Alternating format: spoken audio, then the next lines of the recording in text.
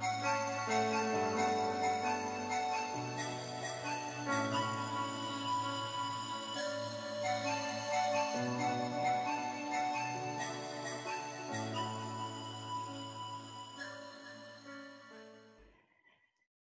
internautes, bonjour. Naïma Bennani, coach de vie, thérapeute par la lumière, docteur en immunologie, les défenses immunitaires et autres de l'organisme face aux germes, face au froid. Il y a des gens qui croient que le froid leur donne la grippe et tout ça. Enfin bref.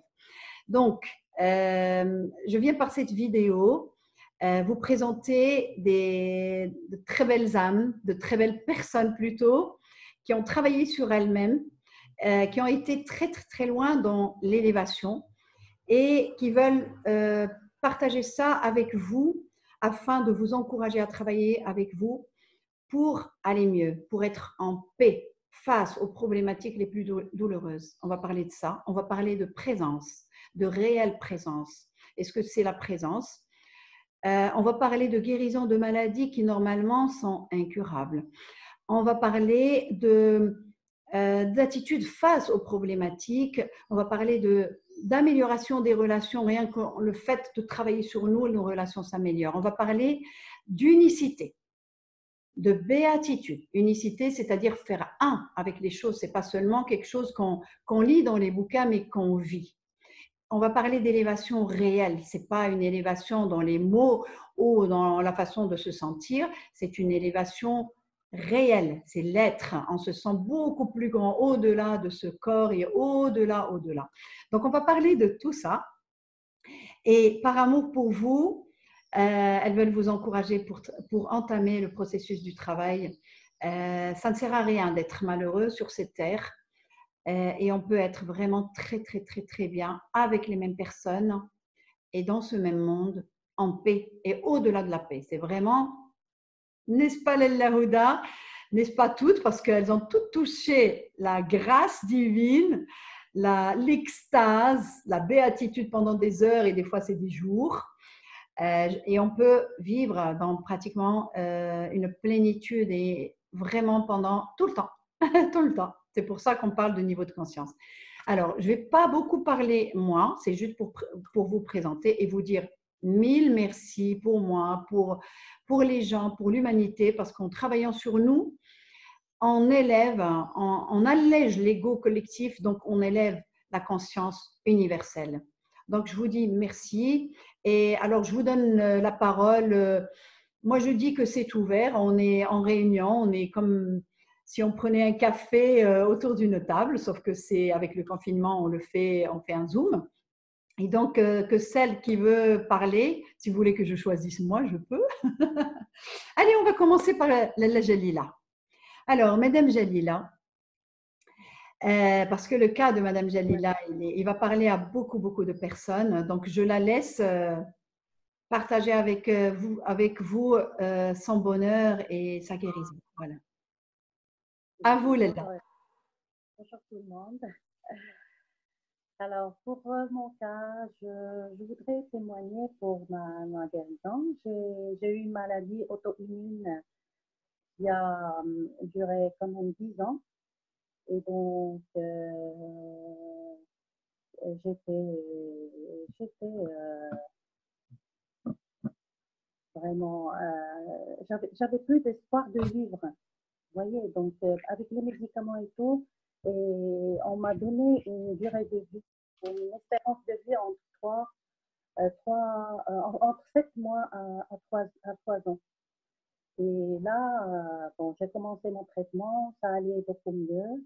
Mais après avoir rencontré l'analyma, c'était pas vraiment pour moi, c'était pour ma fille en fait.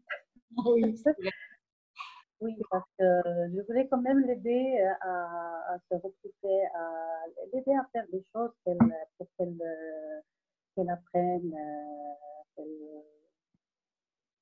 Mais il s'est avéré que c'était vraiment moi dont j'ai besoin de l'analyse. Et on a commencé le travail. Et c'était vraiment très sérieux. Et il faut dire, Lella Jalila, si je peux me permettre, il faut dire que elle est handicapée mentale. Et tu D'accord. as des problèmes de communication avec elle alors que maintenant, c'est ça? D'accord. Ok. Et après c'est toi. Hein. On s'est occupé plutôt de toi. Voilà. Allez-y. Alors, j'avais un problème de communication avec ma fille en tant qu'handicapée, un retard mental, et je n'arrivais pas à communiquer avec elle. C'était vraiment trop dur pour moi. J'ai fait tout ce que je peux, mais ça reste toujours un conflit qui ne marche pas. Mais finalement, cette séance, c'est plutôt retourné vers moi, mais pas pour ma fille. Mais d'abord dans ma guérison et après c'est avec ma fille et avec tout mon entourage. Parce que d'abord pour ma maladie, comme je vous ai expliqué tout à l'heure, j'ai commencé le traitement, ça a duré quand même 10 ans. Et donc après, avec le travail sur moi et tout, quand j'ai revu le médecin traitant à Paris, ils étaient vraiment très surpris de voir les résultats spectaculaires parce que la différence était vraiment flagrante. Ils m'ont demandé qu'est-ce que vous avez fait, voilà. Je leur ai dit, finalement, ils ont un petit peu diminué, ils ont diminué les corticoïdes que je prenais il y a 10 ans. Et donc, ils l'ont diminué progressivement jusqu'à l'arrêt complet. Ensuite, ils ont commencé par les médicaments, les immunosuppresseurs que je prenais. Et là aussi, ça diminue de plus en plus. À chaque fois que je reviens, parce que j'y vais 2 fois par an, en janvier et en juillet, à chaque fois que je vais, il diminue le traitement et tout a disparu. Ensuite, c'est l'hypertension aussi. Donc, ça fait 9 Guérison de l'hypothyroïdie. L'hypothyroïdie et le diabète aussi. Et le Donc, diabète, bien sûr, guérison. on n'a plus de médicaments, ça fait maintenant 9 mois. Et voilà, donc après, là, je suis toujours en traitement, bien sûr, mais à moitié, à 50% de la dose que je prenais il y a longtemps. Et pourtant, les analyses montrent qu'il y a une guérison, c'est que les médecins n'arrivent pas à croire en la guérison. Donc, et ils disent, d'ailleurs même ceux de Paris, ils disent, bon, ben, pour nous, tu es guéri, mais on a peur. Donc, ils t'ont gardé vraiment, alors que les analyses montrent qu'il y a guérison. Ils ne peuvent pas arrêter les médicaments d'un seul coup. Ils m'ont dit, non, il faut aller tout doucement pour voir, parce que sinon, la maladie peut reprendre, mais d'une façon très, très, très forte. Voyez. Donc, j'ai suivi. Mais là, depuis pas mal de maintenant, tu es guéri depuis pas mal de mois de tout ça. Oui, 9 mois. D'accord. D'accord. Mais alors, par rapport à la fatigue, parce qu'avec toutes ces maladies, alors, quand j'ai commencé le travail sur moi, avec vous, je me fatiguais juste après le déjeuner. C'est-à-dire que la matinée, je suis bien, je me déplace, je fais tout ce que je peux. Mais l'après-midi, ça y est, je ne peux plus bouger. Je reste à la maison jusqu'au lendemain.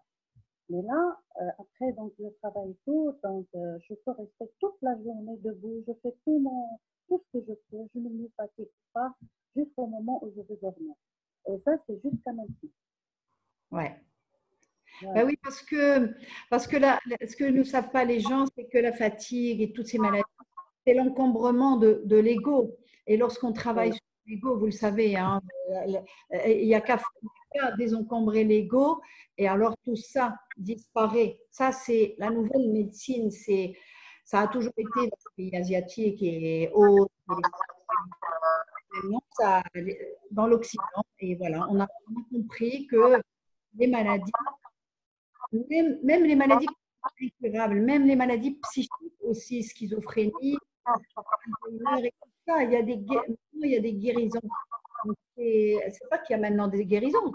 Ceux qui portent dans ce chemin, c'est super. Hein. Je peux parler de plein de cas, mais bon, maintenant on n'est pas là, on est là juste pour que vous parliez de vos cas. Voilà. Tu veux dire encore, tu veux rajouter autre chose, Jalila? Ce que je veux rajouter, c'est que tout a changé pour moi. C'est-à-dire que je me concentre plus, je suis plus présente dans ce que je fais. Et puis, j'ai repris aussi le jeûne après la formation que j'ai Ah oui, faite. c'est vrai. Ouais. Déjà, avant, je n'avais pas le droit de jeûner, mais là, quand j'ai pris, j'ai pris la décision de jeûner de la manière dont vous nous avez appris. Et ça a marché, l'année dernière et cette année, ça a marché très très bien. Je ne me fatigue pas, je reste toute la journée tranquille, donc Pleine voilà, d'énergie. plein d'énergie. Par exemple, Exactement. quand tu dis je ne me fatigue pas, on a l'impression qu'on peut dire oui, ça va. Mais tu avais dit à un moment donné et plusieurs fois, je suis toujours en forme jusqu'à 11 heures du soir, jusqu'avant Ça dormir, coupe, tout le temps en forme et tu ne sens plus le besoin de faire les siestes, c'est-à-dire un top d'énergie. pas de sieste ni rien du tout. D'accord. Voilà. Et Ok, donc, merci. même ma relation avec mon entourage a changé, avec ma fille aussi, donc ça commence à se... il y a quand même une amélioration et de compréhension avec Alors, mon mari, avec beaucoup de ouais. choses. Il y a aussi des Je problèmes vous remercie beaucoup. relationnels qui ont été il y a des problèmes relationnels, comme la plupart des gens, qui ont été vraiment améliorés de façon spectaculaire. Hein, tu te rappelles? Ça coupe le son. Je disais, même les relations s'améliorent de façon spectaculaire. Tout à Ok. fait. C'est pas grave si des fois le son coupe, ben, on fait avec ce qu'il y a, avec le direct, donc on fait avec ce qu'il y a. Ok. Donc tu veux dire que ta vie a complètement changé, comme tu avais dit, bouleversé dans le, le bon sens, tu avais dit à un moment donné.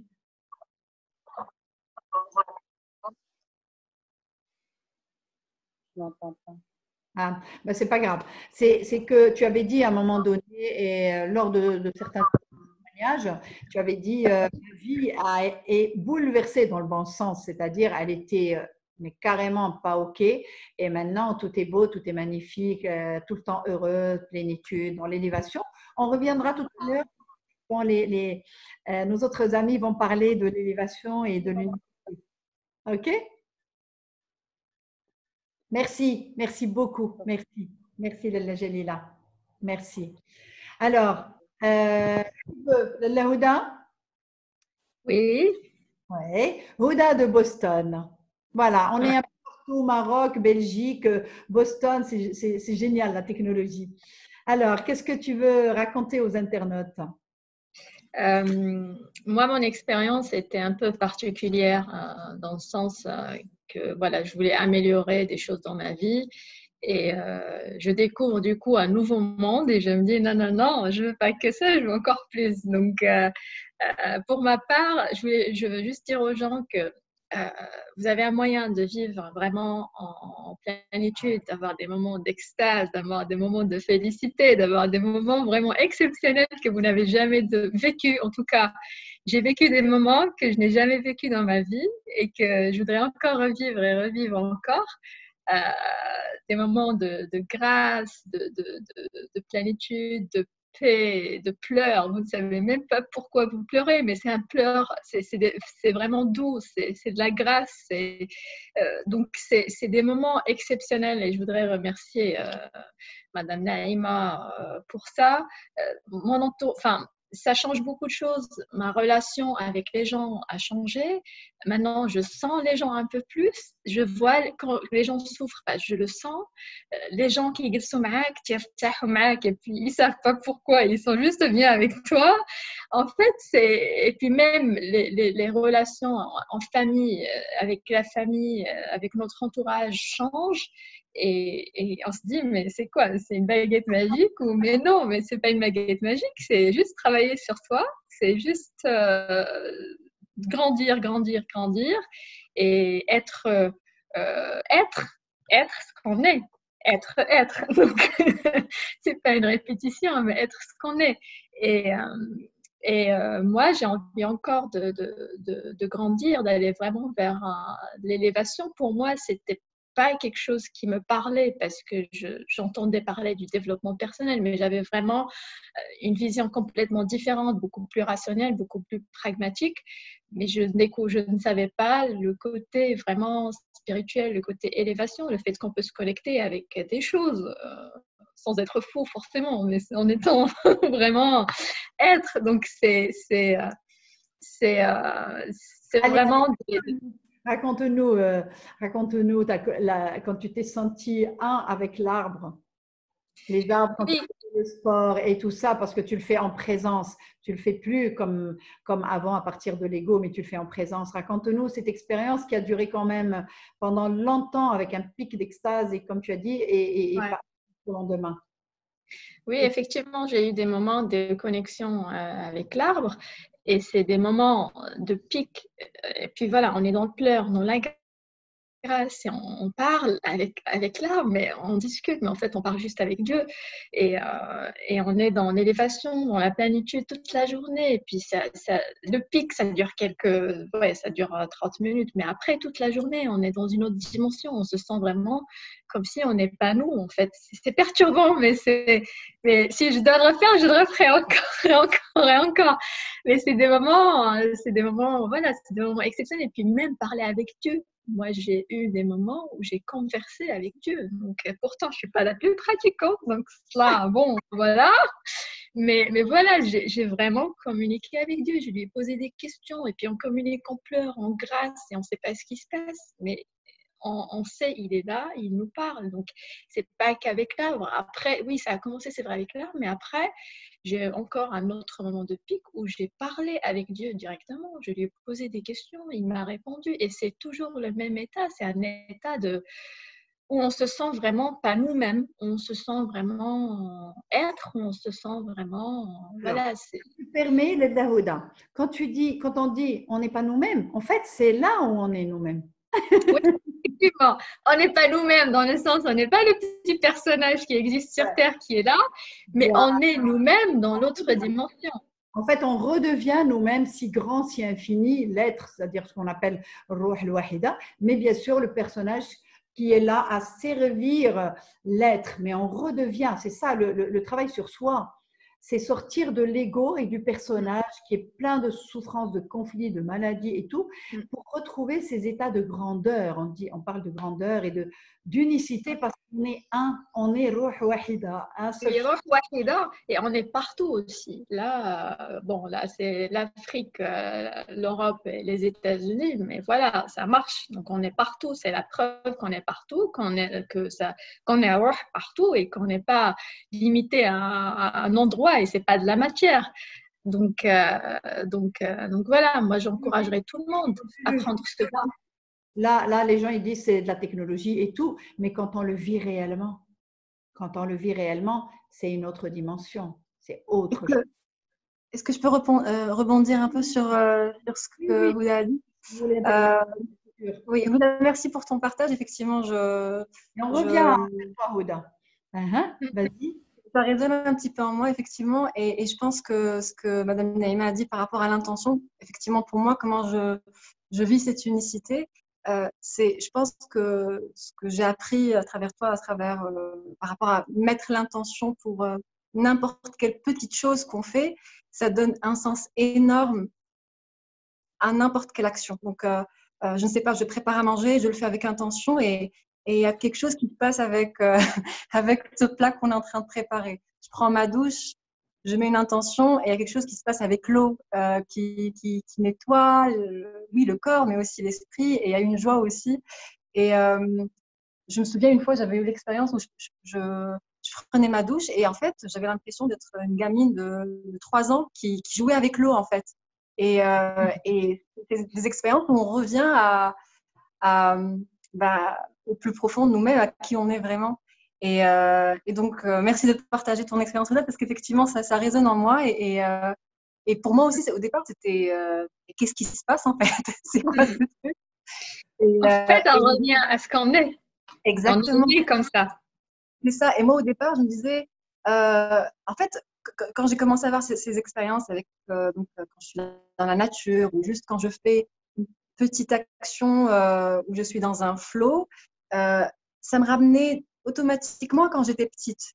Et là, justement, j'en avais parlé avec Madame Naïma et j'ai compris que c'est parce que quand on est petit, ben, on est moins impacté, enfin, il y a moins d'entassement, comme tu disais tout à l'heure, Madame Naïma, par rapport à l'ego, etc.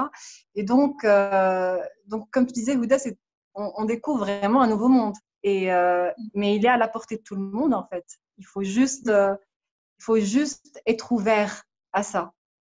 C'est vrai, tu me rappelles un point important, c'est que en fait, on devient très sensible, c'est-à-dire un bon public déjà, un petit truc, t'es en train de rigoler comme un gamin, donc tu sais même pas, le rire gratuit, subhanallah, ça vient comme ça. Et puis de la sensibilité, parce que maintenant je regarde une fleur, je la touche, c'est différent pour moi, la nature. Quand je la touche, l'art, c'est pas la même connexion, c'est pas le même feeling, c'est les petites choses de la vie, mais vraiment qu'on voyait même pas, qu'on passait à côté tous les jours. Maintenant, ça te parle et c'est différent. Ta relation avec, surtout moi, ma relation avec la nature, elle a énormément changé. Elle a beaucoup changé. Quand je vois une fleur, je sais pas. Puis il y a des petits trucs aussi qui te changent, mais qui te parlent, mais différemment. Avant, tu les voyais même pas. C'est vraiment, moi en tout cas, de mon expérience, ma relation avec la nature, elle a été complètement bouleversée. Et puis quand tu es un bon public, mais vraiment là, tu deviens vraiment un vrai bon public. Dire quelque chose par rapport à l'enfant redevient l'enfant. En fait, on ne redevient pas enfant, on redevient l'être. C'est juste qu'on a cette croyance que l'enfant, il est l'innocence. Mais en fait, l'enfant, il est l'âme, il est l'innocence et on retrouve l'innocence que nous sommes. L'être est toujours là. On a toujours été là en tant qu'être et c'est le corps qui grandit et l'accumulation du savoir comment vivre sur Terre et tout. Mais en fait, on redécouvre notre nature où il y a cette innocence. On ne redevient pas enfant. On retrouve l'être. Est-ce que vous saisissez? Vous avez... Oui. Voilà. Et l'être, l'enfant, l'enfant. Comme les gens peuvent voir l'enfant, ça veut dire qu'on redevient cet être innocent qui découvre tout, qui prend tout au premier degré, qui est connecté, qui fait un, c'est pas connecté, parce que connecté, c'est un et un connecté. En fait, les expériences que vous avez connues, moi, je ne vous ai jamais raconté comment mes connexions avec la nature et... Moi, je vous accompagne et je vous raconte jamais mes expériences. Mais en fait, on est un.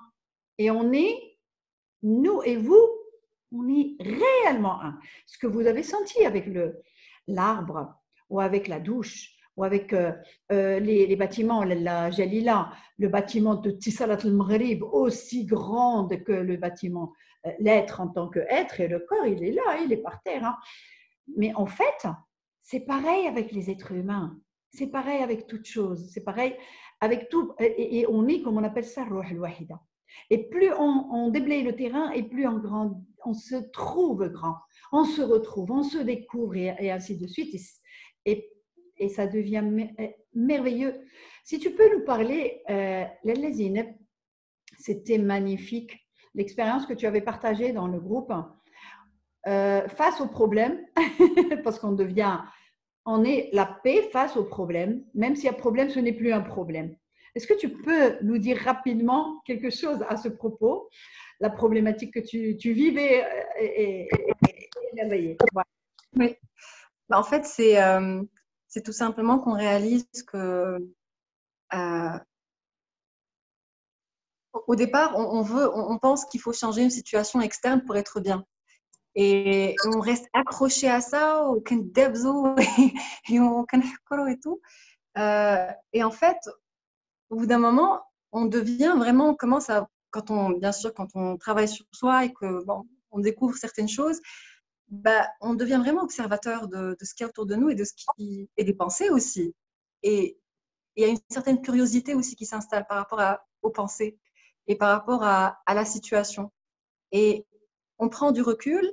Et en fait, ça devient impressionnant en fait d'observer la situation, qu'elle soit problématique. Enfin, dans mon cas, c'était problématique, Bon, maintenant, j'ai un petit peu du mal à dire ce mot, mais en tout cas, à l'époque, je disais que c'était un problème. Mais en fait, j'avais un problème et je le voyais, mais j'étais impressionnée par le flot de pensées et de jugements qui venaient. Mais ce n'était pas moi, en fait. J'avais cette curiosité par rapport à toutes ces pensées qui venaient. Et c'est là où j'ai réalisé que, en fait, la notion du bonheur, elle était pas correcte en fait pour moi parce que maintenant, enfin, en tout cas, depuis cette expérience, j'ai réalisé que être heureux, c'est être OK avec tout et juste observer en fait. Parce qu'il y aura tout le temps des choses. Et aujourd'hui, il y a encore des choses. Hein, il y aura toujours des challenges, bien sûr. Tant qu'on est vivant, il y aura quelque chose. Mais c'est le fait d'être OK avec tout et s'amuser un petit peu aussi avec ça. Bon, je sais que maintenant je dis ça, ça fait bizarre et peut-être les gens vont dire mais qu'est-ce qu'elle raconte? Mais en fait, on peut y arriver si on prend du recul et qu'on ne s'identifie pas à toutes ces pensées-là qui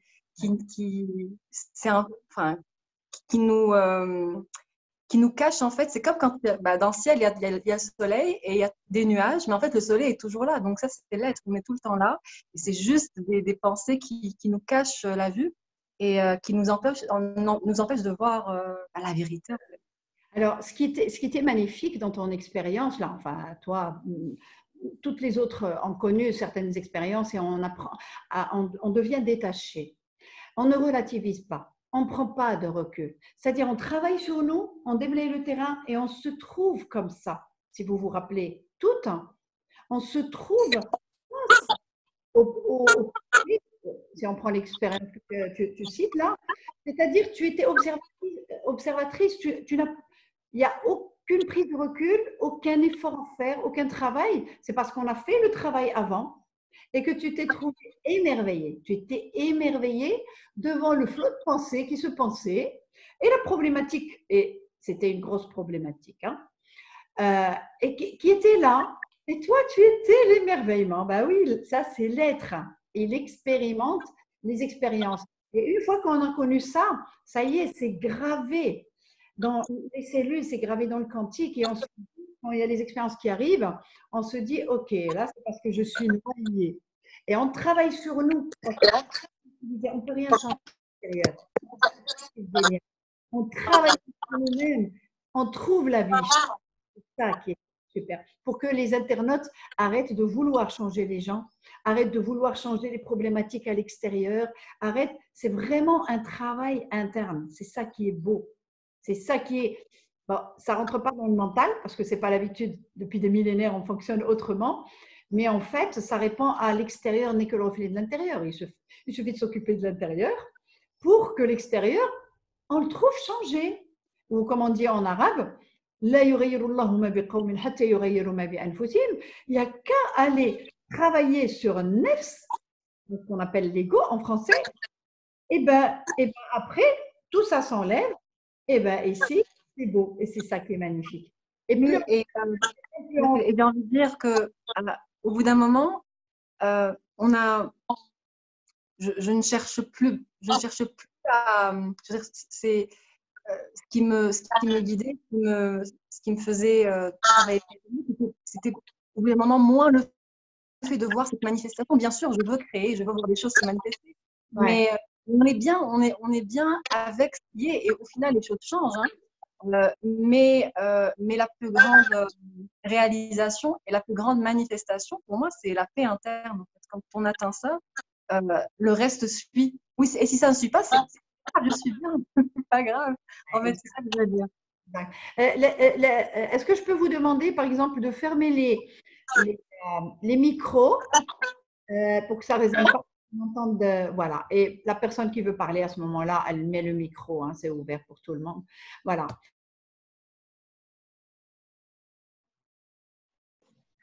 Est-ce qu'on peut demander à la Hayat, notre docteur. Bonsoir tout le monde. C'est un plaisir au fait d'être parmi vous, mesdames et mesdemoiselles.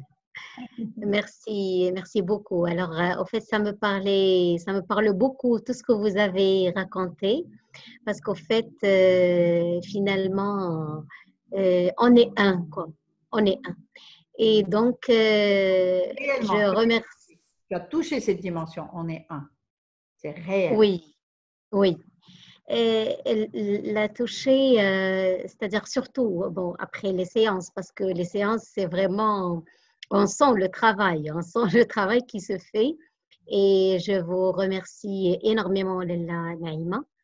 Et au fait, là, je vais juste rebondir sur l'état, sur ce qu'elle a dit, Lella Jalila, et par rapport aux états de fatigue.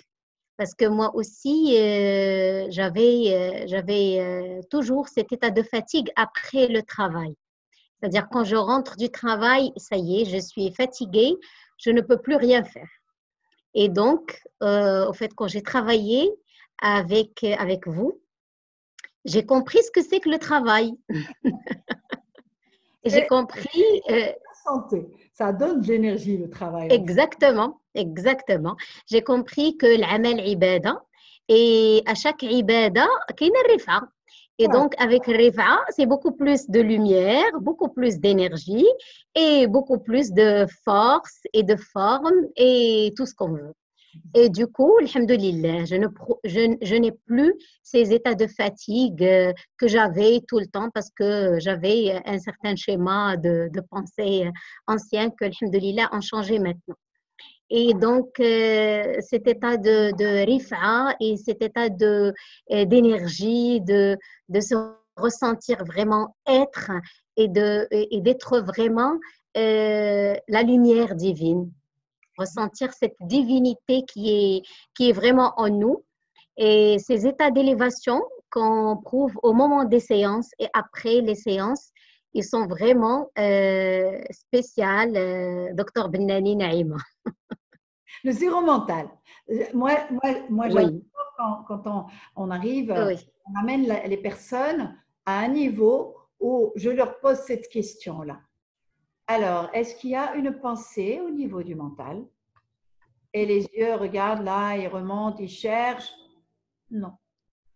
Eh bien voilà, ça c'est l'air. Il n'y a pas besoin de penser et ça c'est magnifique. C'est-à-dire, une fois qu'on a touché cette dimension, ça y est, on ne peut plus lâcher. Vous avez attrapé le virus? Vous avez attrapé le virus? Est-ce que vous croyez que vous allez lâcher maintenant? Jamais. Jamais. Magnifique. Oui, donc c'est surtout ça.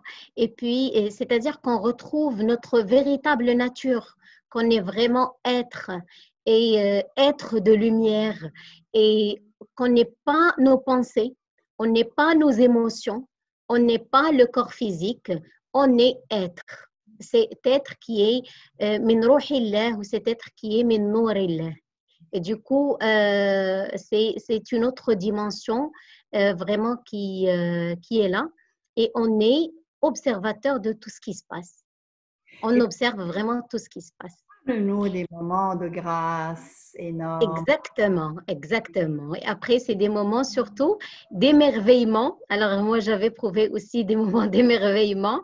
Juste être émerveillé devant des petites choses. Et voilà, c'était des petites choses que je ne voyais même pas auparavant, qui pouvaient passer inaperçues. Et moi, je prouvais aussi un état de changement de la luminosité autour de moi. C'est-à-dire que je voyais beaucoup plus clair et je voyais même les couleurs différentes. Et surtout les couleurs des arbres, les couleurs de plantes. C'est devenu, c'est trop vert.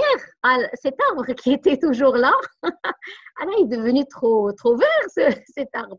Donc, c'est cet état de présence, en fait. On est beaucoup plus présent et donc on voit parce qu'on ne voyait pas auparavant. En fait, lorsqu'on déblaye le terrain, on a les voiles qui se lèvent, comme on dit Blarbiya, Tanouir al-Basira. C'est-à-dire, on enlève des richawat, des voiles de l'ego. Donc, on voit plus clair et on voit de plus en plus la vérité de ce que c'est. On va que ça vibre, que ça bouge, que ça nous parle. Et c'est ça, c'est pour ça qu'on voit qu'il y a des clartés, des fois c'est beaucoup plus en relief et tout, parce qu'on se rapproche de la réalité, parce qu'on est loin de la réalité. Et c'est ça qui est merveilleux. Et l'état d'émerveillement, c'est au-delà de la plénitude. Moi, j'adorais te regarder. Tu vois, on s'arrêtait, les moments de grâce, il fallait laisser parce que ça fait un nettoyage pour le corps. Et j'adorais te regarder. Vraiment, comme tu es toute blanche, toute belle et tout. Et j'adorais te regarder. Et les larmes de grâce et tout. Et je dis, je me tais. Mais il m'a tais-toi. C'est un moment. Waouh! C'est magnifique, c'est magnifique. Tu peux nous parler, s'il te plaît, une fois, on avait fait une séance magnifique où on nettoie bien sûr l'ego, c'est toujours ça, on fait toujours ça de différentes techniques, différentes manières. Des chants angéliques. Oui, oui. Oui, en fait, moi, si vous me permettez, j'ai d'abord parlé de quelque chose que je pense que pas tout le monde peut croire à ce que je vais raconter. Mais quand même, avec l'élévation là et le changement que subit toute l'humanité, je crois quand même qu'il y a des personnes qui vont aller chercher et qui vont aller trouver aussi. Et c'était au fait au moment des méditations, c'était surtout pendant la méditation d'1 heure, comme j'ai l'habitude de faire la méditation en groupe avec vous. Et puis il y avait la méditation d'1 heure. Et c'était au moment de méditation où j'étais à l'encontre j'étais là et j'ai vu mon guide spirituel qui m'a parlé et qui est... C'est un être de lumière. C'est un être de lumière, exactement. Voilà.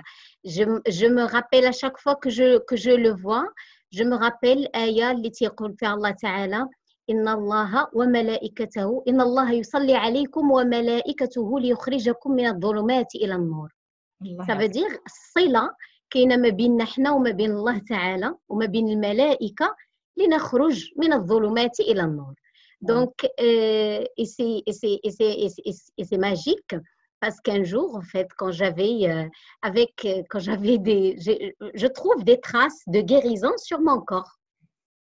Quand j'ai un mal particulier c'est-à-dire, je trouve des traces. Bon, ça peut paraître bizarre. Je connais très bien ce que c'est que les bleus, je connais très bien les ecchymoses.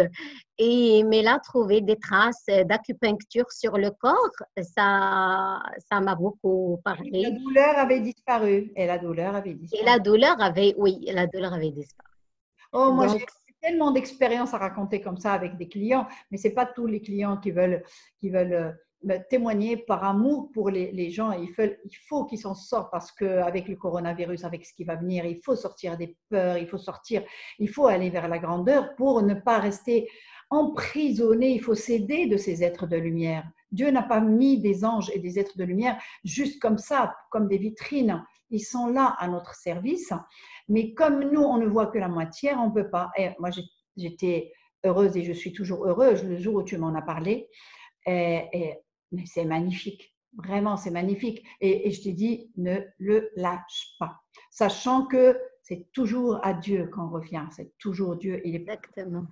Voilà. Exactement. Angélique, en partant oui.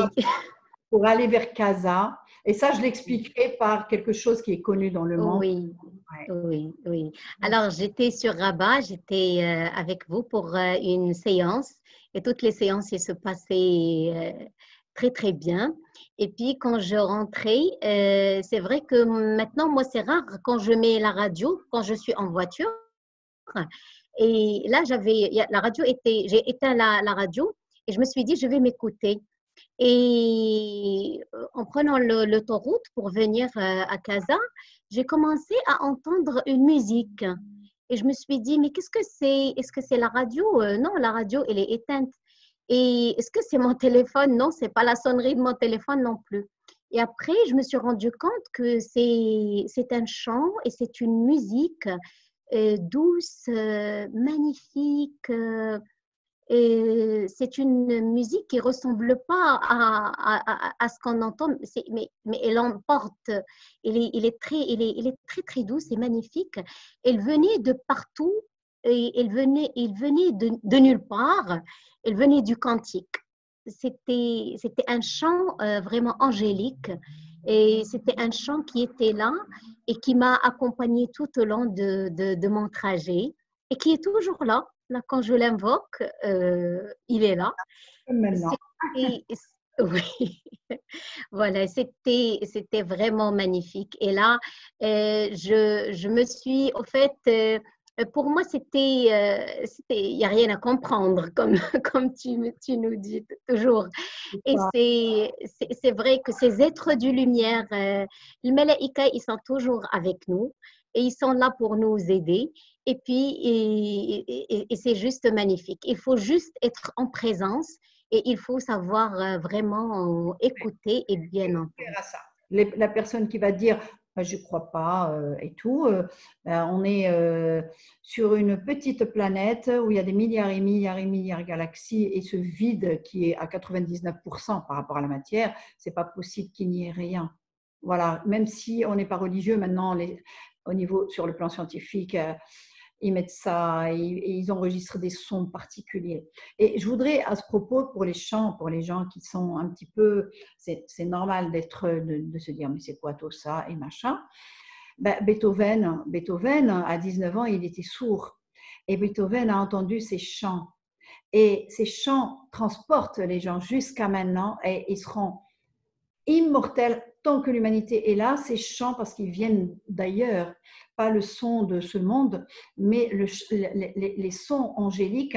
Eh bien, il a fait des symphonies alors qu'il était sourd d'oreille, mais parce qu'on entend avec l'être, on entend, c'est comme on voit plus clair parce qu'on a moins de voile là, on a moins de voile au niveau des différents sens, et on entend plus, on peut toucher. Moi, je touche les êtres de lumière, et des fois, on a des étreintes et des amours infinis, vraiment. Je devrais écrire un petit cahier par rapport à ces expériences qui viennent de l'au-delà, au-delà de la matière, et comme ça va éclairer les gens. Nous non plus, on ne croyait pas à tout ça, hein. On le lisait dans le Coran, on le lisait dans je sais pas, les gens qui croient en la Torah, certains spirituels et tout, mais lorsqu'on touche ces dimensions, bon sang, c'est la plénitude, tout le monde cherche la paix, tout le monde cherche le bonheur, et ben c'est tout le lot qu'on reçoit. Et c'est magnifique. C'est magnifique. Qu'est-ce que tu pourrais, par rapport aux relations, par rapport au poids, par rapport, qu'est-ce qui a changé, relation avec le personnel de ton cabinet, avec les clients, comment tu les abordes maintenant, avec tes patients? Est-ce que tu peux nous dire un petit peu quelque chose dans ce sens, s'il te plaît? Oui, au fait, parce que là, il y a vraiment une nette amélioration sur le plan relationnel quand on comprend vraiment qu'on est être et qu'on est juste en train de travailler et d'être, quand on voit l'être qui est devant nous, quand on voit Ruh al-Ilahiyya qui est dans la personne qui est devant nous, que ce soit le petit, je ne sais pas, le petit marchand qui est là, que ce soit le grand cadre, que ce soit le mari, la maman, le papa, les enfants, ce sont tous arwah ilahiyya qui sont là pour nous aider à traverser notre expérience terrestre. Et donc, on est là vraiment, quand on sort du personnage, ça y est, c'est plus un travail, c'est pas une relation qui est entre deux personnes, c'est une relation qui est entre deux âmes. Et du coup, des fois, il suffit de se taire et de se placer dans l'être et de laisser les choses se faire comme il se doit. C'est beaucoup plus fluide. Ça ne demande pas beaucoup d'argumentation, beaucoup de questions, beaucoup de pourquoi il a fait et pourquoi il n'a pas fait. Mais c'est juste taslim l'amr lillah ta'ala. et puis les choses s'arrangent. Et surtout, au fait, moi, ce qui a beaucoup changé en moi et ce que j'adore, c'est que j'ai appris à travailler avec le mental. Ça y est. Là, le mental, je le maîtrise. Attention, attention. Parce que les pensées, au début, oui, avec humilité, alors, humilité. Oui, alors, d'abord, les pensées, j'avais des pensées et puis je m'identifiais beaucoup à ces pensées. Et c'était surtout des pensées de peur par rapport, c'est-à-dire peur par rapport à la maladie, peur par rapport à mes enfants, la peur par rapport à beaucoup de choses, le fait de vouloir maîtriser beaucoup de choses. Mais là, j'ai appris que moi, je ne suis plus ces pensées. Toutes ces pensées, ils sont là, ils ne vont jamais s'arrêter. Ils sont là, je les accepte, je les accueille et j'utilise les pensées qui me servent. J'utilise ce dont j'ai besoin. Et puis voilà, donc le mental, il est là. C'est un outil qui nous sert pour vivre le jeu de la vie et pas pour s'identifier au mental. Exact. Donc, on peut dire que vos vies ont complètement changé. Oui. Vous êtes devenu hyper dans la plénitude et même face à beaucoup, quand les problèmes sont là. Et en plus de ça, ce que Huda avait dit à un moment donné, bon, toutes vous expérimentez ça, parce que si on n'apprend pas à expérimenter ça, on va encore à nouveau s'encombrer. C'est que moi, j'y vois plus de miséricorde divine là-dedans, dans ce processus de transmutation. C'est-à-dire que nos propres erreurs, quand on les travaille face à une problématique, quand on est dans cette souffrance, c'est que même ça, nos erreurs, le Créateur nous permet de s'élever grâce à ça. C'est-à-dire en intervenant, en demandant la transmutation au divin de nos propres erreurs, elles se transforment en extase et donc en élévation. Et ça, moi, c'est vraiment ça, c'est une preuve d'amour du divin envers nous et que c'est un jeu de la vie. C'est, comme on dit en arabe, ou comme il dit Eckhart Tolle ou les autres, c'est dans la noirceur qu'il y a la lumière. C'est-à-dire que même dans nos erreurs, dans nos égarements, dans ces pensées qu'on utilise qui ne sont pas les pensées sagesse, c'est que le divin nous permet de grandir grâce à ça et de s'élever pas seulement pas à pas, mais vraiment toucher des pics d'élévation. On a tous travaillé ça quand vous veniez avec des émotions, quand on va stimuler des émotions que vous avez connues, des souffrances, et on les a transformées, on a demandé à ce qu'elles soient transmutées, comme on dit en physique quantique. Vous avez tous connu des moments de grâce et de zéro mental. Est-ce que quelqu'un peut parler de son expérience par rapport à ça? Huda? Moi, je peux dire un cas concret. Ouais. C'était fin d'année, je pense. Donc, on avait fait une séance, je pense, 2 jours avant, là, 1 jour avant. Et puis, je ne savais même pas pourquoi. J'ai eu un mal-être complet. Donc, j'étais vraiment mal. Je ne sais pas pourquoi. J'étais vraiment mal. Et le pire, c'est quand on ne sait même pas pourquoi. Et donc, je me suis dit, bon, je vais transmuter. Et ça m'est arrivé 2 fois. Non, plus en fait, plus que 2 fois. Mais les 2 fois, c'était vraiment très extrême, très puissant. Mais ça m'est arrivé aussi d'autres fois que je transforme en fait la douleur, vraiment le mal en plénitude et paix. Mais là, c'était intense. C'était un peu, je pense si quelqu'un me voyait, il allait dire que bon, celle-là, elle est un peu schizophrène ou folle ou je ne sais pas quoi. Mais je passais de l'état où je souffre, où je pleure, où je suis très mal, à l'état où le fou rire et je souris toute seule. Je ne sais même pas pourquoi je rigole, mais enfin, vraiment, c'est complet. C'est vraiment l'extase et la félicité complète et les deux extrêmes. et les deux extrêmes. Et là, c'était oui, là, c'était puissant. J'ai aussi eu des cas où je transmute, je passe à l'état de plénitude, mais là, c'est pas la plénitude, c'est pas je reviens à la plénitude, c'est je passe à la douleur, de la douleur à la félicité et l'extase complète. Et ça, c'était juste, c'était des moments pour moi magnifiques. En fait, plus nos égarements et nos énergies de souffrance, elles sont intenses, plus, si tu reconnais ce que c'est, tu t'alignes à la vérité divine, plus elles deviennent, vraiment, tu as expérimenté réellement, plus c'est intense, et que tu reconnais ça et tu l'accueilles, là, le divin, il les transforme en extase. Et la félicité, c'est pour les internautes qui ne savent pas ce que c'est la félicité, c'est la joie naturelle sans objet, sans qu'il y ait quoi que ce soit de ce monde. C'est observer l'âme des bébés, quand le corps est petit ou des tout petits, ils sont juste heureux, ils sourient tout le temps, des fois c'est des rires qui explosent. Et c'est ça notre nature. Sauf que nous, à l'état d'adulte, on sait qu'on ne peut pas aller rigoler d'un coup comme ça lors d'une réunion. Donc, on arrive à contenir ça, mais quand on est seul, alors là, ce n'est pas la peine de se contenir. Tu comprends, tu as expérimenté différents niveaux. Quand ça va, c'est la paix. Quand c'est intense, c'est la plénitude, sérénité. Waouh! Et des fois, tu as touché l'immobilité.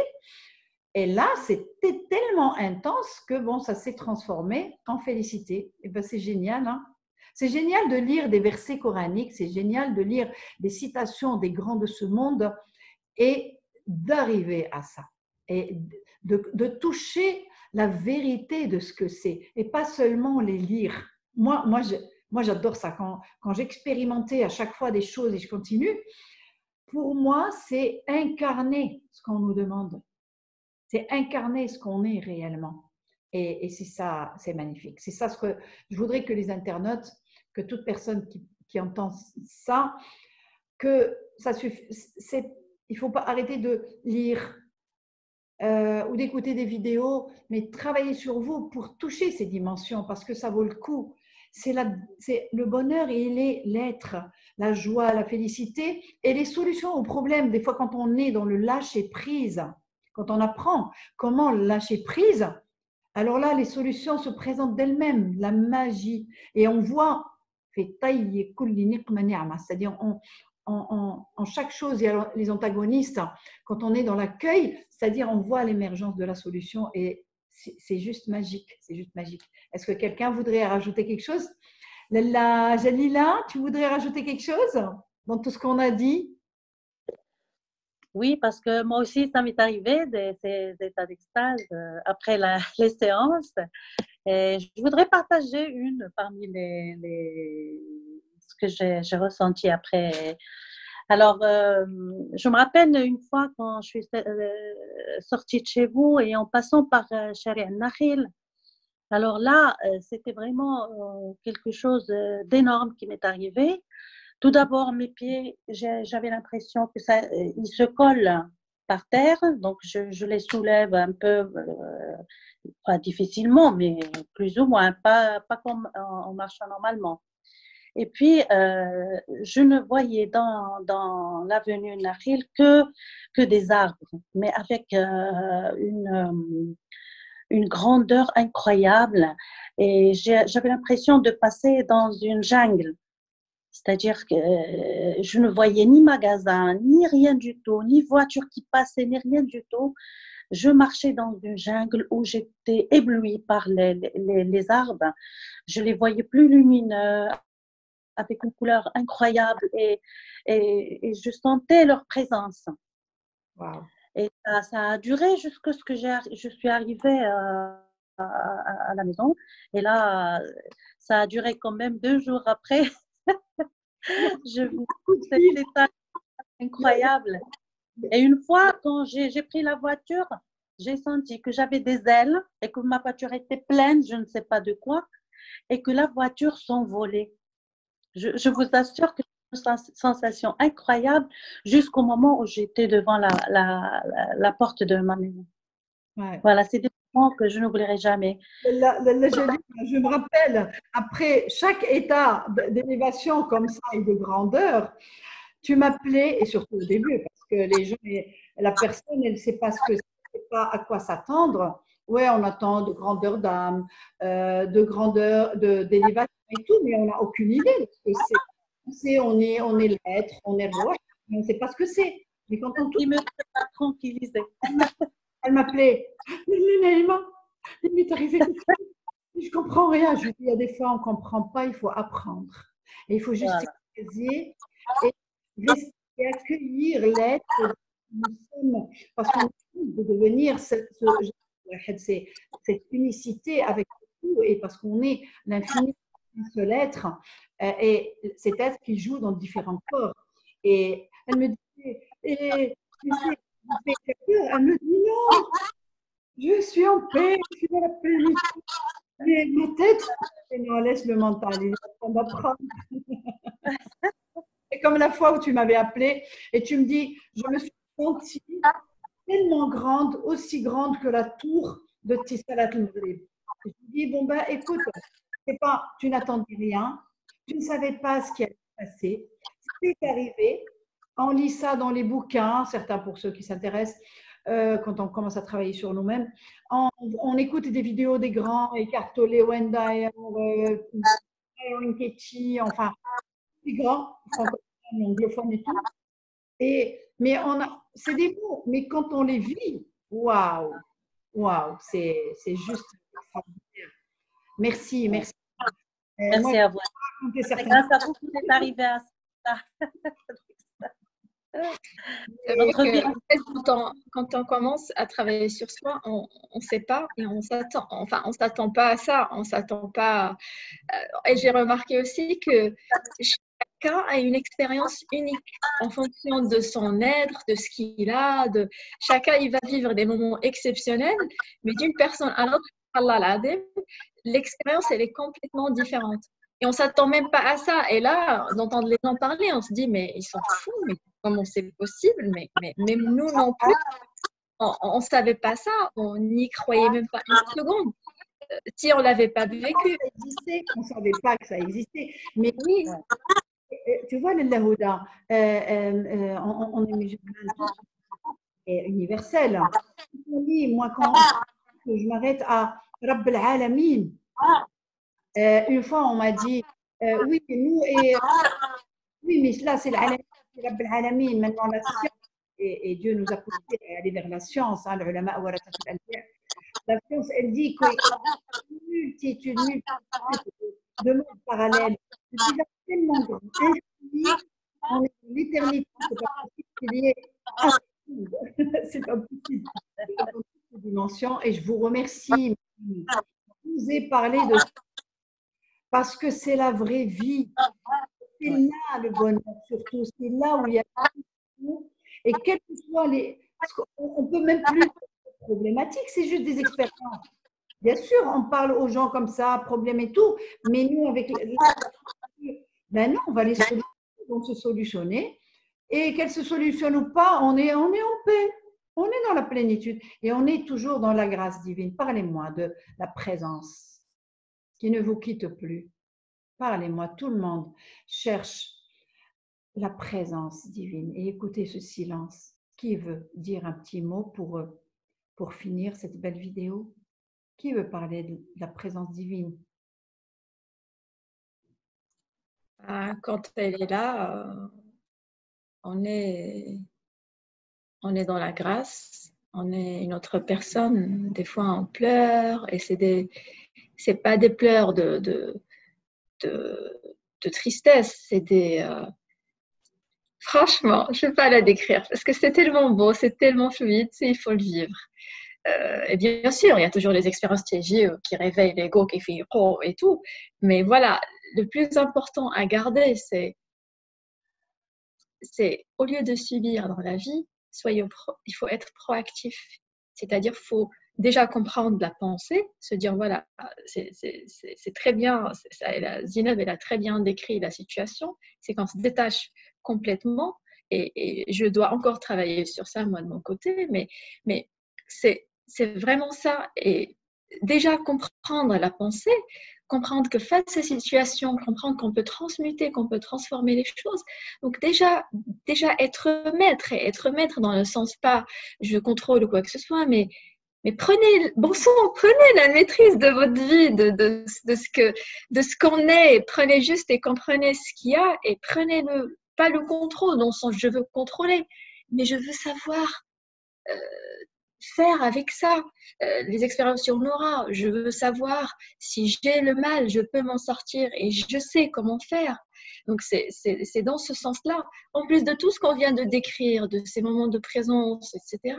Mais déjà, partant du basique, c'est qu'il y a un moyen pour pas souffrir tout simplement, qu'on peut juste être maître de ce qu'on est, de notre vie.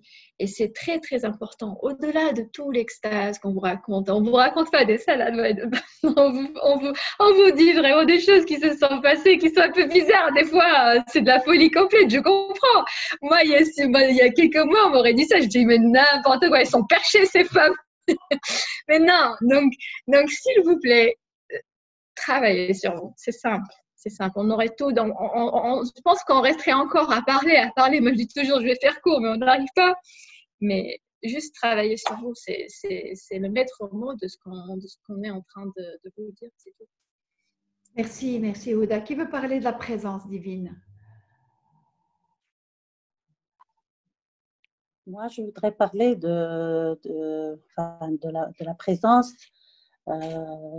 Parce que là, c'est une présence en tout, c'est-à-dire en présence devant ce qu'on mange, devant ce qu'on fait, devant n'importe. Surtout, cette présence m'a aidé sur le khushu' ديال الصلاة.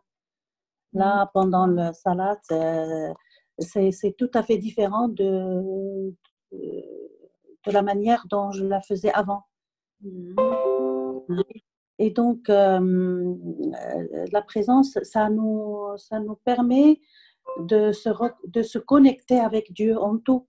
C'est-à-dire de ne pas faire les choses sans être là, sans savoir ce qu'on fait, sans savoir… voilà. On est présent. On est présent. Et avec la présence divine. Parce qu'il y a… c'est la présence divine. Oui, et cela, c'est merveilleux parce que on se sent tout près et on se sent, enfin, on sent la présence de Dieu autour de nous. C'est extraordinaire. Ouais. À tout moment, et quand par exemple, ça m'arrive, moi c'est tout le temps, même ça dépend du niveau. Moi, c'est en cours par exemple, quand il y a une expérience qu'avant on appelait problème, ben, il est intensément, la présence, elle est beaucoup plus intense.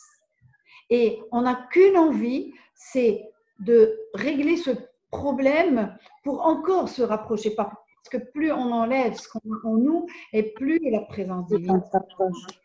C'est ce qu'on appelle le khushu' al-mutlaq.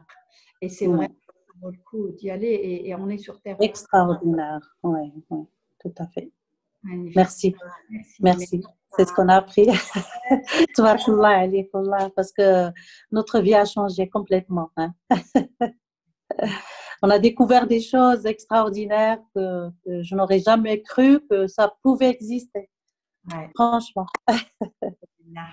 Voilà. Merci. Vous voulez parler de la présence et de votre amour pour Dieu et pour les gens. Oh, c'est magnifique. Ah là là. Ouais. Alors, en fait, pour moi, cet état de présence, c'est au fait, ça a commencé par un travail que j'ai fait très progressivement. Et c'est-à-dire que je suis un peu présente, après je m'oublie un tout petit peu et après je reviens et après c'était comme ça au début et après cet état de présence s'est installé. C'est-à-dire que je suis devenue vraiment l'observateur de tout ce qui se passe. Je suis là, je suis l'observateur, je ne m'identifie plus à mes pensées ni à mes émotions et j'observe toutes les situations vraiment en étant dehors de la situation. C'est-à-dire, je ne suis plus impliquée dedans et je la vois de l'extérieur. Et donc, c'est cet état de présence aussi quand je communique avec Dieu, quand je parle avec Dieu, quand je ressens la présence divine, quand je ressens la lumière divine qui est en moi, en travaillant la respiration. La respiration, vraiment, ça fait réveiller cette lumière et ça fait vibrer tout le corps et vibrer toutes les cellules lumineuses du corps. Et donc, cet état de présence aussi, c'est surtout quand je parle avec Dieu. Quand je parle avec Dieu, que ce soit pendant salat, que ce soit dans les différentes situations de ma vie, tout au long de ma journée, je converse, je ressens que Dieu est là et il est très, très, très proche de nous. Je lui parle et j'entends ses réponses.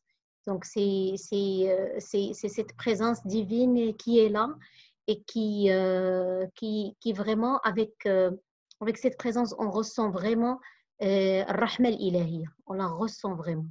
On ressent Rahma al-Ilahi. Voilà.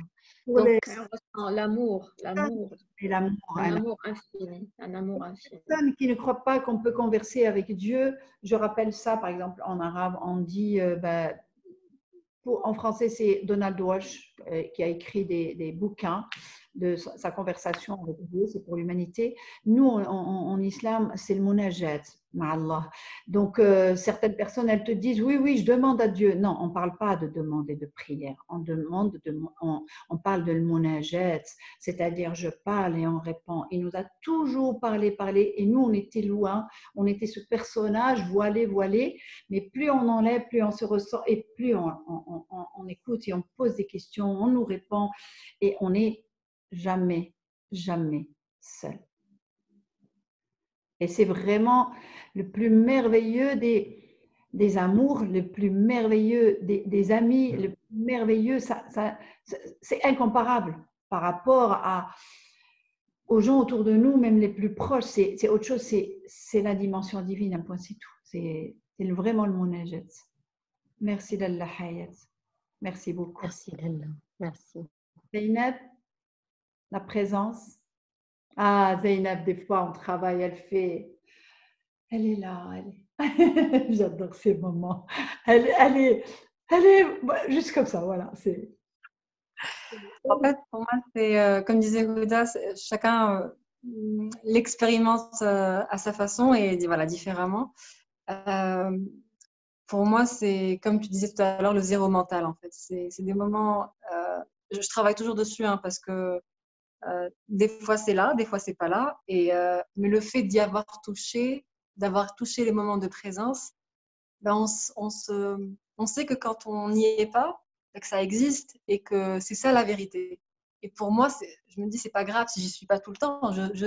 J'y suis parfois et ça me permet Ça viendra tout le temps. Ça viendra tout le temps. C'est ça les niveaux de conscience.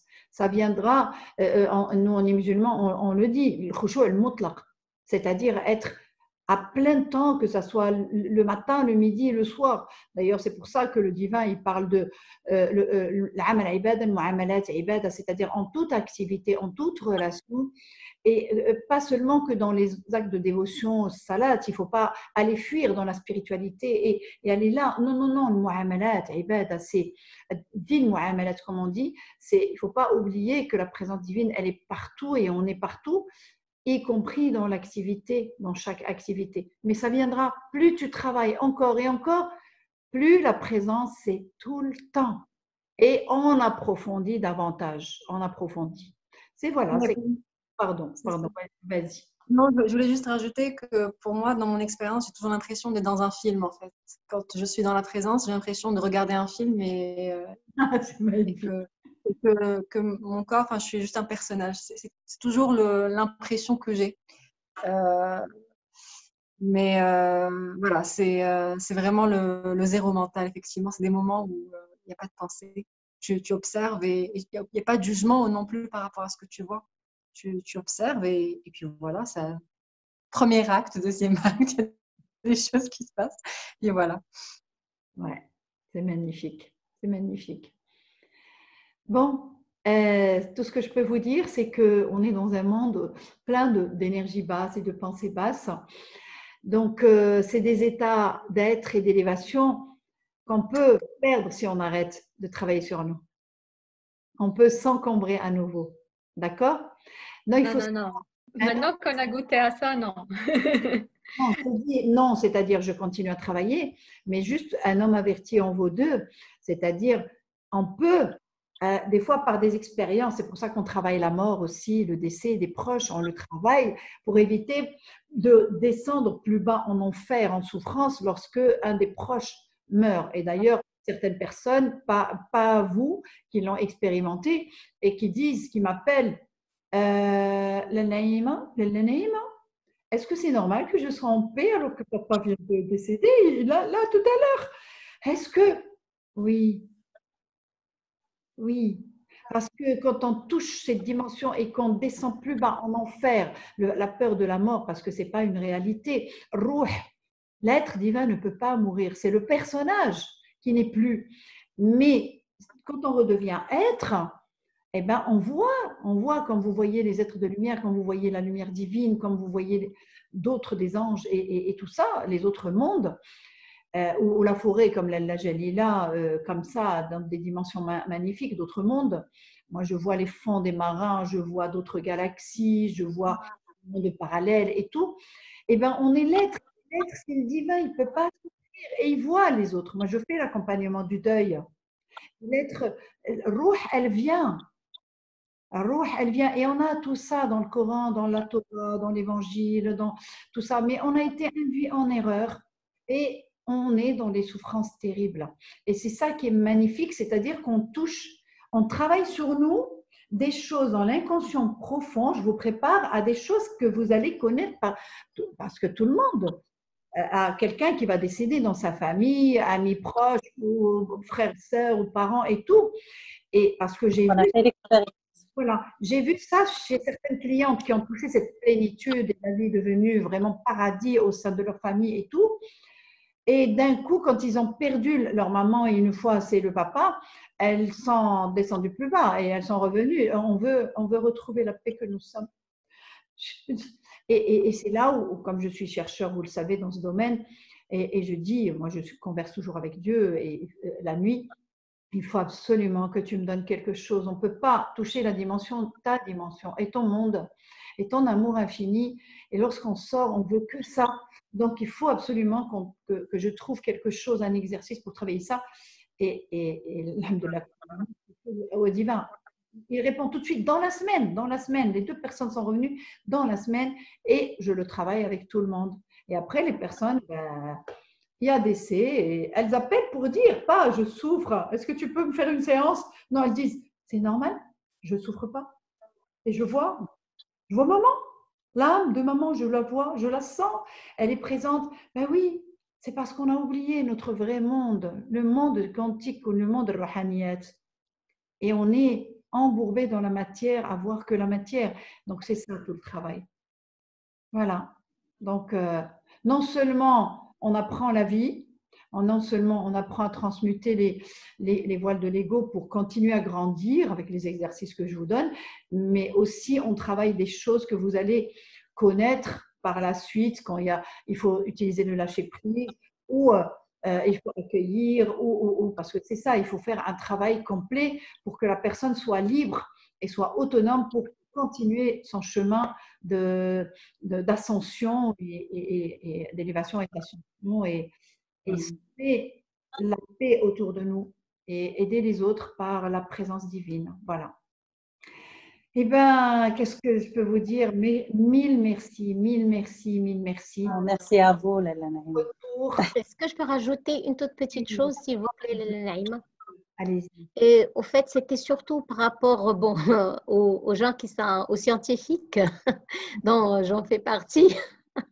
C'est-à-dire qu'on se pose beaucoup de questions et qu'on est trop attaché à tout ce qui est matériel, tout ce qui est études et tout ça. Et moi, je me posais beaucoup de questions par rapport à ça. Et je vous remercie infiniment parce que vraiment j'ai compris à travers la physique quantique et la mécanique quantique les différents phénomènes qui existent. Exact. Vraiment, moi je me posais beaucoup de questions par rapport aux maladies. Je me disais pourquoi ces patients, pourquoi j'ai des patients qui répondent comme ça et d'autres qui répondent autrement? Pourquoi, quels sont les mécanismes qui sont à l'origine des maladies? Et quels sont les mécanismes qui entretiennent les maladies et qui sont les éléments déterminants vraiment dans l'évolution d'une maladie. Je vous remercie beaucoup parce qu'avec vous et avec la physique et la mécanique quantique, on a vraiment réussi à démystifier tout ça, chose que vraiment la science conventionnelle reste comment dirais-je, incapable d'expliquer. Voilà. Oui. Et c'est tout. Je voulais juste dire un petit mot par rapport aux internautes qui regardent cette vidéo. Je voulais juste leur dire, osez travailler sur vous. Osez travailler sur vous parce que le changement est la seule chose qui est stable dans la vie, c'est le changement. Et on va à tout coup changer.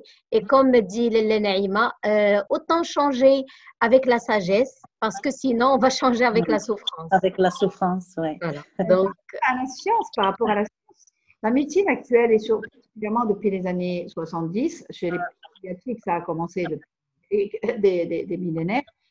La science actuelle, si, parce qu'il y a la science qui a amené la médecine pour maladies à ça, mais la science et la médecine, dont certaines s'enseignent à Harvard, dans les plus grandes universités, que ce soit en Australie, en Angleterre ou dans les universités prestigieuses aux États-Unis ou au Canada, ben si, maintenant c'est la science qui étudie le jeûne cellulaire, qui étudie la méditation, la pratique du silence. La science a évolué. C'est pas qu'elle évolue, elle vient nous montrer que voilà, ça c'est une réalité, que les spirituels, nous on séparait la spiritualité et la science. Moi aussi, je disais, j'étais cartésienne. Je te conseille, puisque tu es médecin, je te conseille l'immunologie. Moi, comme tu sais, moi je suis docteur en immunologie. Va te pencher sur les explications scientifiques, médicales et physiologiques puisque tu es cardiologue, pour comprendre un petit peu ces mécanismes, que ce soit au niveau de tout ce qui est immunité ou de tout ce qui est défense ou tout ce qui est homéostasie du corps et tout, va voir au niveau des crises cardiaques, va voir au niveau de comment amener le cœur à se guérir et à se rebooster, alors que la médecine, l'autre médecine, l'ancienne, bah, elle n'est plus, tout évolue. Hein. Cette médecine qu'on a étudiée, que tu as étudiée, n'existait pas il y a plus d'un siècle. Maintenant, ça évolue. Donc, c'est pour ça qu'il faut s'ouvrir. Rien, frère, rien. Évoluer avec le changement et apprendre.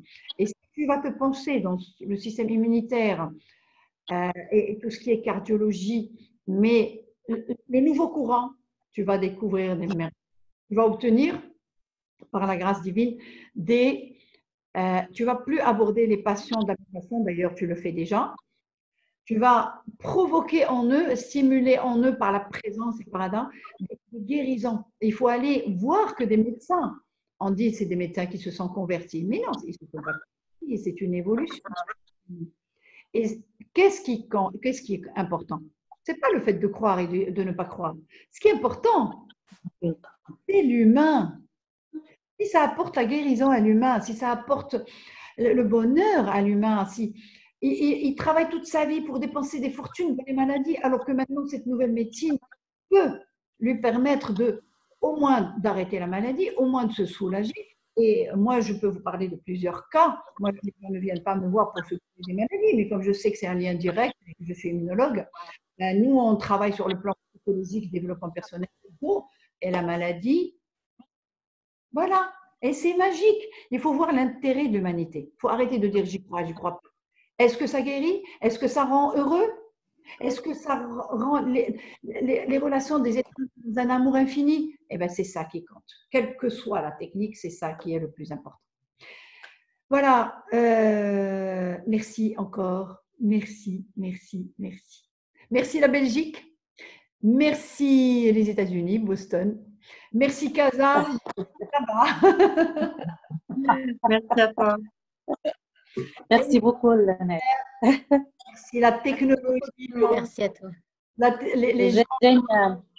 à toutes les pièces de cet ordinateur qui nous permet de nous voir comme ça, de ne pas vivre le confinement. On a oublié de parler de ça. On est dans la joie, on n'a pas senti ni peur ni rien dans ce confinement parce qu'on est détaché de ça. Effectivement, oui. On respecte, on fait les choses comme tout le monde. Les masques, les tout, on reste chez nous. Ça pour. Mais on n'a pas peur. La joie, on ne vit pas sous l'emprise et l'esclavage des peurs. Et ça, c'est hyper important. Voilà. Ouais. Alhamdulillah. Merci. Merci beaucoup. Merci beaucoup. Alors, Merci beaucoup. Je vous aime. ما سخيناش بكم.